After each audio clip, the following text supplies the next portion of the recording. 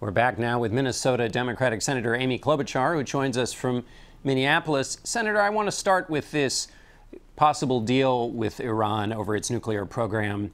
If there is a deal and it comes to Congress, is it really possible that Democrats are going to buck their president on the international stage and not approve of a deal that comes out of these negotiations? Well, I think most senators are reserving judgment. We want to see what the deal is. And I want to thank Senator Corker, who worked with Senator Cardin to come up with this review agreement so that we have an orderly way to look at the agreement. And I think no one knows what's going to happen at this point. The president just said last week that he would walk away from a bad deal. So we are simply waiting to see what the agreement is.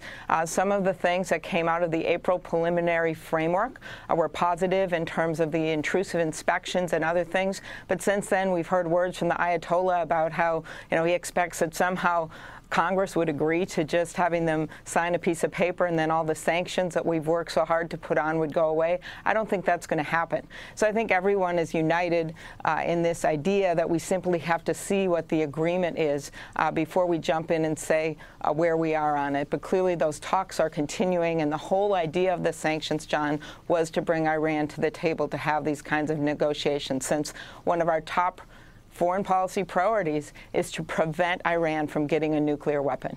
But clearly Senator Corker and others who are worried about this deal are trying to affect the deal as it's being negotiated, because they worry once something is agreed to, it gains a kind of momentum that cannot be stopped. And to stop that momentum would require Democrats to push back against it. Just as a political matter, do you really think that Democrats would vote against their president? Again, Democrats have voted against the president before, but I do think you see a lot of Democrats that simply want to see what the deal is. And like the Republicans, we've been pushing for the strongest deal possible, the most detail possible. We know Iran has cheated on these agreements and said words and then not followed up on them before. And there are alarming things about what the Ayatollah has said. And that's why we simply want to see what the agreement is, and no one wants to rush to judgment.